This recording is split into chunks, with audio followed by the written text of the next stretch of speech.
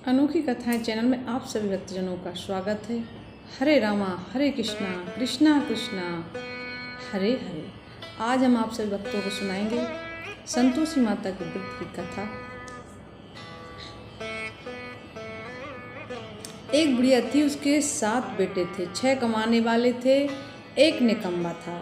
बुढ़िया माँ 6 पुत्रों को रसोई बनाती थी, भोजन कराती और पीछे जो कुछ बचता सो साथ में को देती थी। परंतु वह बड़ा भोला भाला था, कुछ मन में विचार न करता था। एक दिन वह अपनी बहू से बोला, देखो मेरी माता का मुझ पर कितना प्रेम है। वह बोली, क्यों नहीं, सबका बचा हुआ जूठा तुमको खिलाती है। वह बोला, भला ऐसा कभी हो सकता है?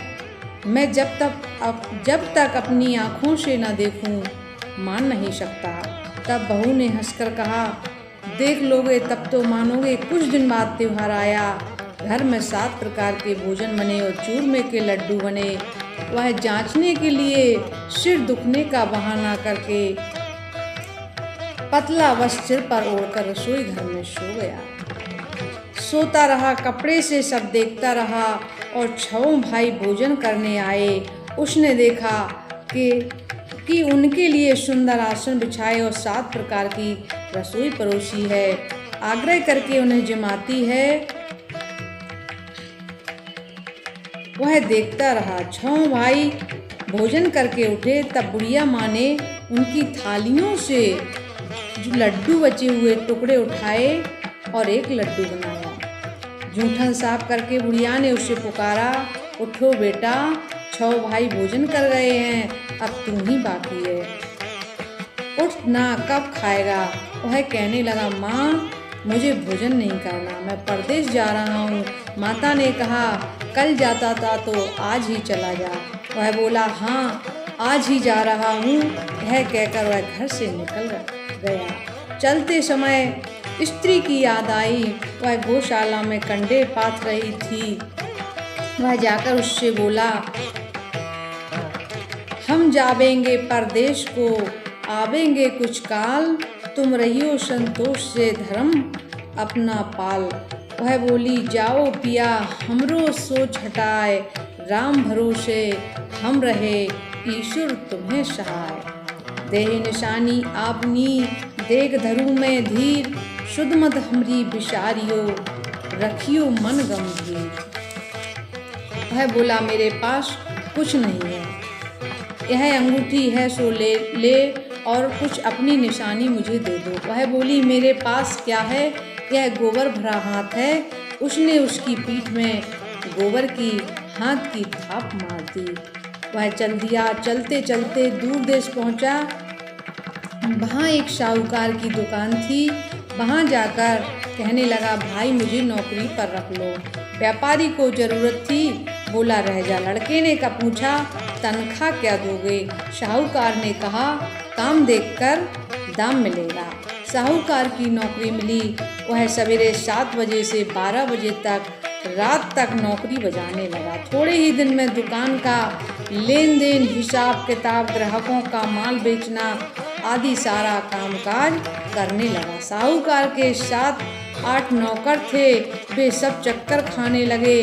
वह तो भारी होशियार बन गया। सेठ ने भी काम देख और 3 महीने में उसे आधे मुनाफे का हिस्सेदार बना लिया। 12 बरस में वह नामी सेठ बन गया। मालिक उस पर सारा कारोबार छोड़कर बाहर चला गया। अब बहू पर क्या बीती सो सुनो। सास ससुर उसे बहुत दुख देने लगे। सारी गृहस्थी का काम कराकर वह उसे लकड़ी लेने जंगल भेजते थे। इस बीच घर की रोटियों के आटे से जो भूसी निकलती, उसकी रोटी बनाकर रख दी जाती और फूटे नारियल के खोपड़े में उन्हें पानी। इस प्रकार दिन गुजरते रहे। एक दिन वह लकड़ी लेने जा रही थी कि रास्ते में बहुत सी स्त्रियां संतोषी माता का व्रत कर रही थी। वह वहां खड़ी हो गई। कथा सुनकर पूछने लगी, बहनों कह तुम किस देवता का व्रत करती हो और इसके करने से क्या फल होता है, इस व्रत के करने की क्या विधि है। यदि तुम अपने व्रत का विधान मुझसे समझाकर कहोगी तो मैं तुम्हारा बड़ा उपकार मानूंगी। वह स्त्री बोली, यह संतोषी माता का व्रत है, इसके करने से निर्धनता दरिद्रता का नाश होता है, लक्ष्मी आती है, मन में चिंताओं का भार दूर होता है, भविष्य में सुख आने की संभावना से मन को प्रसन्नता और शांति मिलती है। निपुत्री को पुत्र मिले, स्वामी बाहर गया हो तो शीघ्र आए, कुंवारी कन्याओं को मनपसंद वर मिले, राजद्वार में बहुत दिनों से मुकदमा चलता हो तो निपट जाए, कलह क्लेश निवृत्त हो, सुख शांति आए, घर में धन जमा हो, पैसा जायदाद का लाभ हो, रोग दूर हो जाए तथा अन्य जो कुछ भी मनोकामना हो सो सब संतोषी माता की कृपा से पूरी हो जाए, इसमें संदेह नहीं है। वह पूछने लगी, यह व्रत किया कैसे जाए, यह भी बताओ, बड़ी कृपा होगी। वह स्त्री कहने लगी, 1.25 आने का गुड़ चना लेना, इच्छा हो तो 5.25 आने का लेना, या बन सके सवाया लेना, 1.25 पैसे से 5.25 आना, तथा इससे भी ज्यादा शक्ति और भक्ति के अनुसार लेना। प्रत्येक शुक्रवार को निराहार रहकर कथा कहनी सुननी चाहिए, इसके बीच में क्रम टूटे नहीं, लगातार नियम पालन करना चाहिए। सुनने वाला कोई न मिले तो घी का दीपक जलाकर आगे रखकर या जल के पात्र को सामने रखकर कथा कहना, परंतु नियम न टूटे जब तक कार्य सिद्ध न हो, नियम का पालन करना और कार्य सिद्ध हो जाने पर व्रत का उद्यापन करना चाहिए। 3 मास में माता फल पूरा करती हैं, इसमें यदि किसी के ग्रह खोटे हों तो भी 3 वर्ष में अवश्य कार्य की सिद्धि करते हैं। फल की सिद्धि होने पर भी उद्यापन करना चाहिए, बीच में नहीं। उद्यापन में 2.5 सेर आटे का खाजा तथा इसी परिमाण से खीर तथा चने का साग करना, 8 लड़कों को इसमें भोजन कराना, जहाँ तक मिले देवर जेठ भाई बंधु कुटुंब के लड़के लेना, ना मिले तो रिश्तेदारों और पड़ोसियों के लड़के बुलाना, उन्हें भोजन कराना, यथाशक्ति दक्षिणा दे माता का नियम पूरा करना, उस दिन घर में कोई खटाई न खाए। यह सब सुनकर बुढ़िया के लड़के की बहू जल्दी रास्ते में लकड़ी के बोझ को बेच दिया और उन पैसों से गुड़ चना लेकर माता के व्रत की तैयारी की। आगे चली, सामने मंदिर है, सुन माता के मंदिर में जा माता के चरणों में लौटने लगी। दीन हूँ, विनती करने लगी, माँ मैं निपट अज्ञानी हूँ, व्रत के नियम मैं कुछ नहीं जानती, बहुत दुखी हूँ, हे माता जगजननी मेरा दुख दूर कर। मैं तेरी शरण में हूँ, माता को दया आई। एक शुक्रवार बीता कि दूसरे शुक्रवार को ही उसके पति का पत्र आया और तीसरे को उसका भेजा पैसा आ पहुँचा। यह देख जेठ जेठानी मुँह से कोड़ने लगे, इतने दिनों में इतना पैसा आया, क्या बड़ाई है। लड़के ताने देने लगे, काकी के अब तो पत्र आने लगे, रुपया आने लगा, अब तो काकी की खातिर बढ़ेगी, अब तो काकी बुलाने से भी नहीं बोलेगी। बेचारी सरलता से कहती, भैया कागज आए रुपया आए तो हम सबके लिए अच्छा ही है। ऐसा कहकर आंखों में आंसू भरकर संतोषी माता के मंदिर में आ मातृश्री के चरणों में गिरकर रोने लगी। माँ तुमसे पैसा कम मांगा है, मुझे पैसे से क्या काम, मुझे तो अपने सुहाग से काम है, मैं तो अपने स्वामी का दर्शन और सेवा मांगती हूँ।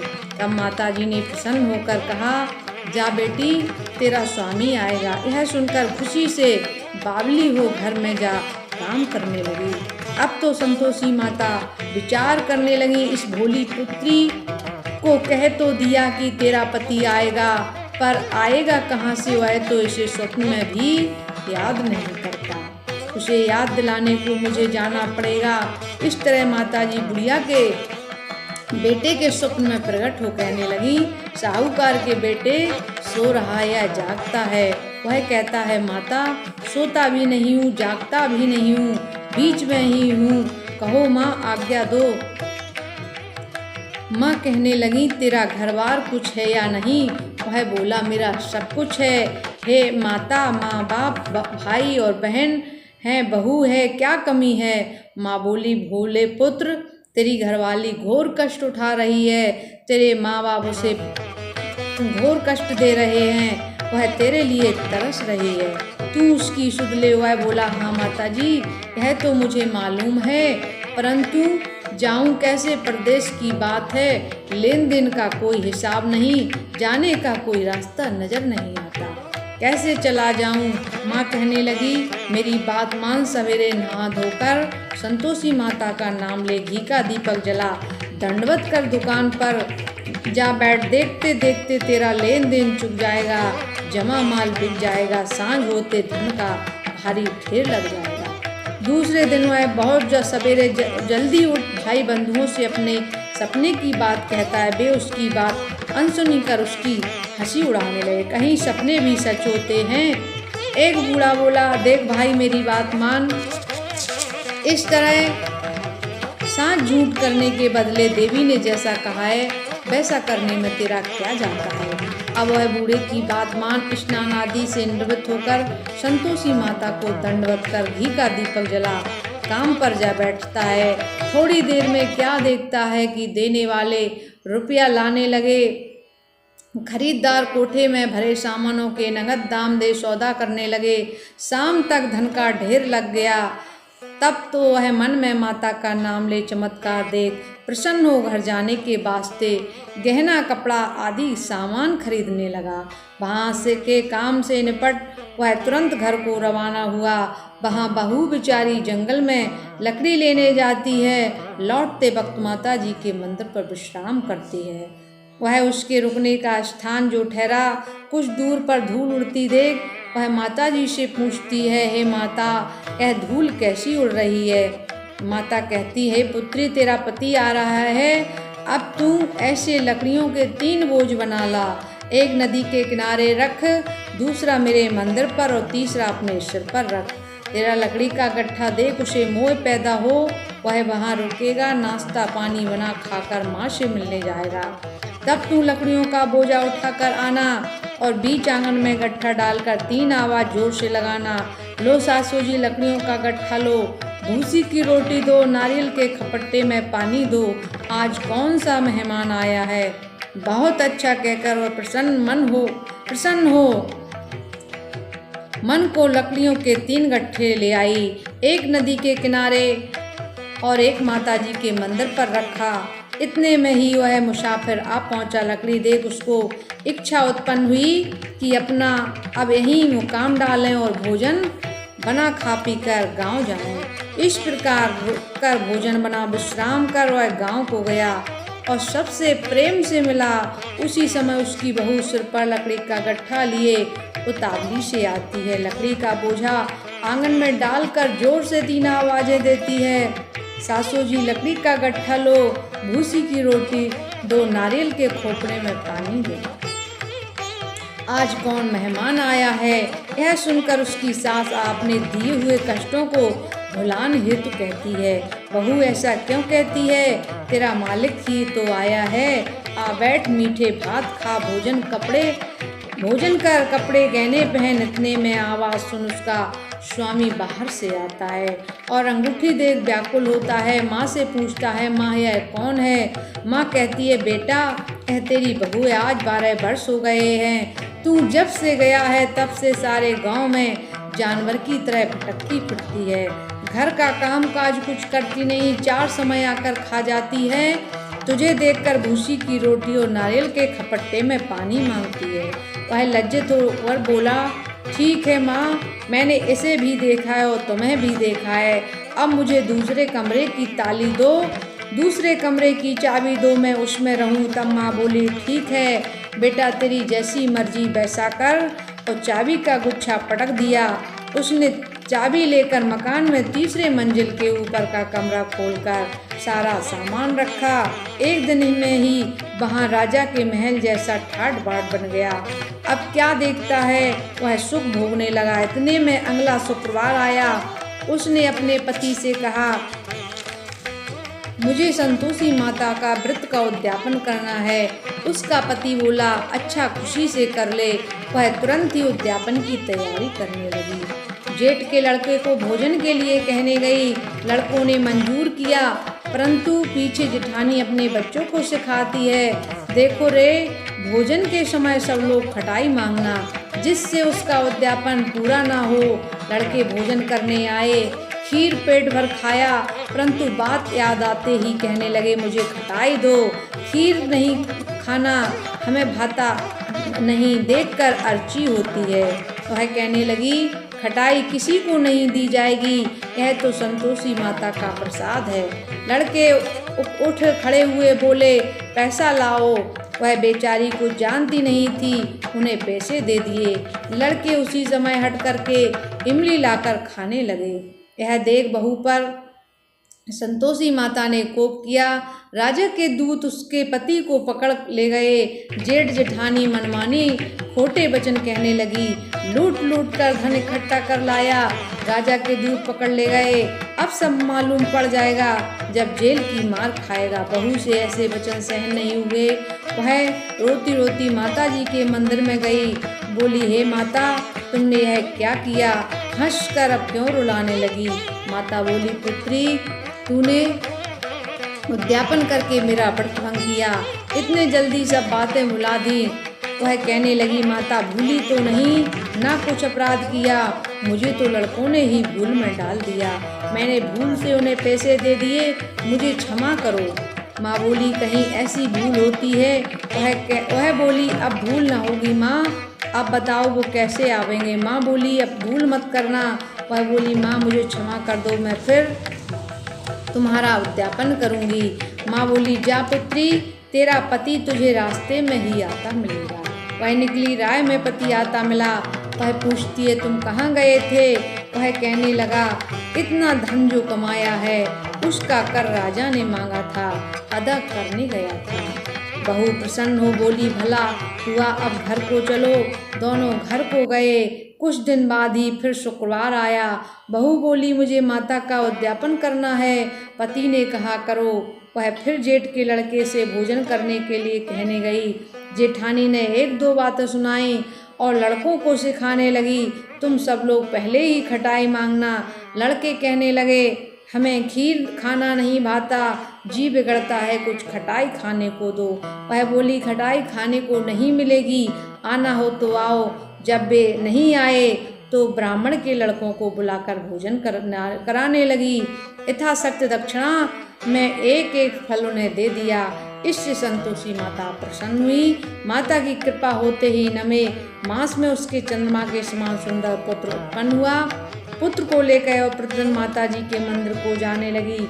माँ ने सोचा कि यह बेचारी रोज आती है, आज मैं क्यों ना इसके घर चलूं, इसका आसरा देखूं तो सही। यह विचार कर माता ने भयानक रूप बनाया और चने से सना हुआ मुख, ऊपर सूंड के समान होठ, उस पर मक्खियाँ भिनभिना रही हैं, ऐसा रूप धारण कर उसकी दहली पे पाँव रखा। देखते ही उसकी सास चिल्लाई, देखो रे देखो, कोई चुड़ैल डाकिन चली आ रही है, लड़कों इसे भगाओ नहीं तो किसी को खा जाएगी। लड़के डरने लगे और चिल्ला चिल्ला कर खिड़की बंद करने लगे। बहू एक रोशनदान से देख रही थी, प्रसन्नता से बेहल हो चिल्लाने लगी, आज मेरी माताजी मेरे घर आई हैं, यह के बच्चे को दूध पीने से हटाती है। इतने में सास का क्रोध फूट पड़ा।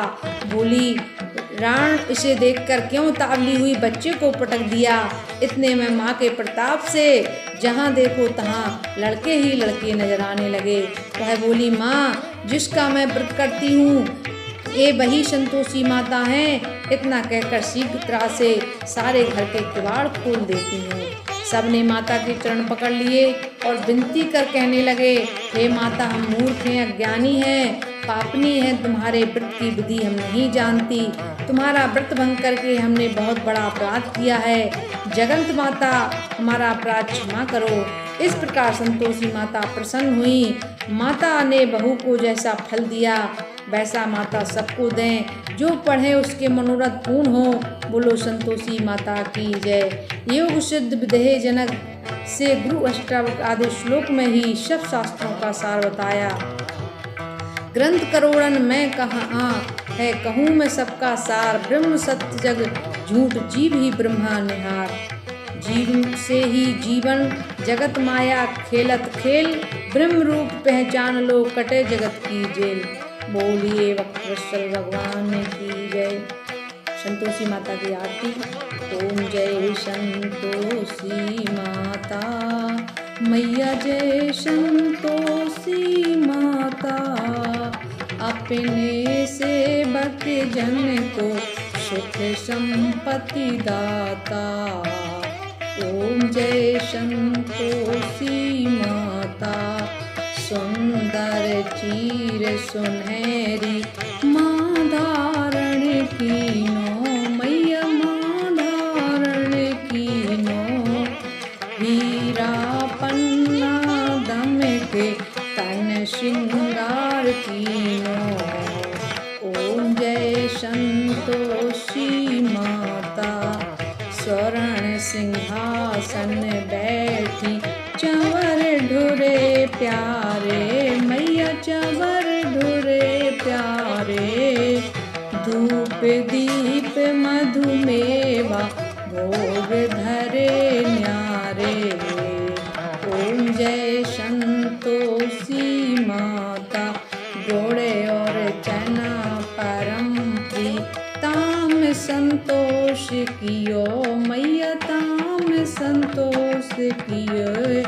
संतोषी कहलाई भगवत विभव दिए। ओम जय संतोषी माता, सौ प्रवार प्रिय मानत आज दिवस सोई। भक्त मंडली छाई कथा सुनत मोही। ओम जय संतोषी माता, मंदिर जगमग सुंदर ज्योति मंगल धन छाई। विनय करे हम बालक चरणन सिर नाई। ओम जय संतोषी माता, भक्ति भाव में पूजा अंगीकृत कीजे, मैया अंगीकृत कीजे। मन में बसे हमारे इच्छा फल दीजे। ओम जय संतोषी माता, दुखी दरिद्री रोगी संकट मुक्त कियो, मैया संकट मुक्त किए। भाव धन धान भरे घर सुख सौभाग्य दिए।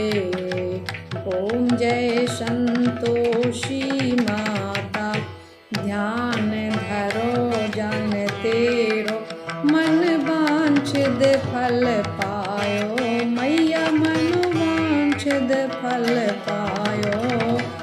पूजा कथा श्रवण कर अति आनंद आयो।